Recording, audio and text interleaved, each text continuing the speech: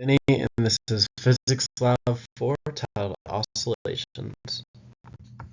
Alright, so the purpose of this lab is to observe the motion of a spring mass system to see any oscillations with the path of motion. This concept comes from the ideas of both momentum and energy principles. The goal is to prove that the law of conservation of energy applies in this experiment.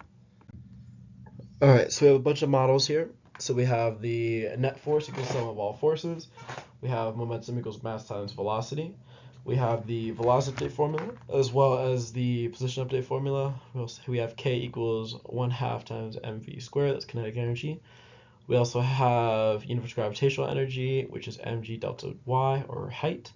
We also have spring energy, universal spring energy, which is 1/2 times ks squared, where s is L minus LO, which is the length of the strings. The LO is the rest length of the string, which in the calculation experiment we did a formula which we did solve for LO in this case instead of time, where we did 4 pi squared times mass divided by t squared. Alright, so for the experiment, a mass was attached to a spring with an unknown constant. Then the mass was pulled to the side, left at rest, and released. The motion of the mass was later tracked and graphed. So in initial conditions, we had the mass was 0.402 kilograms.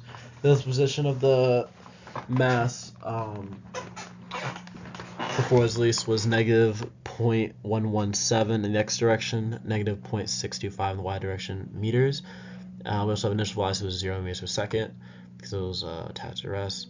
Time was 0 seconds. The K constant, which calculated the formula in the last slide, was 6.88 Newton meters, and then L, which equals 0.7 meters, and LO, which also calculated in the formula in the last slide, was 0.127 meters. Alright, so this is the video that we're given. I'm going to play it.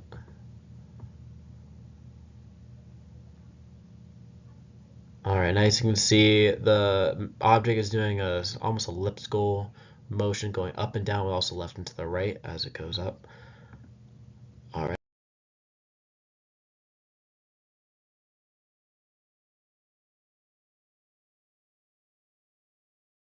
That's kind of oscillation. And here you can see right here with the tracking points and tracker, that is kind of going like a elliptical diagonal orbit, kind of tilted, almost like a planet being orbited, or like being tilted on its axis, or spinning on its axis, rather. This is my computational code. So while t is less than 5.5 seconds, first we calculate the initial energies, kinetic, universal gravitational, universal spring, and total energy, E. We also calculated force of gravity, force of spring, and the net force, which is just force of spring plus force of gravity. We also updated the velocity, updated the position of the object. We also updated the spring too with the L, L hat, and the S. And also down here we have the calculated the energy changes for each energy.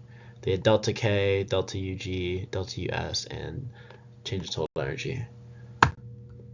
Alright, and these were our results right here. So the top graph is the graphs of change in average time between the change in kinetic, change in universal gravitation, change in universal spring, and the change in energy total. Notice how the total energy is a flat line here, which means energy does not change at all, which is preserving the law of conservation of energy.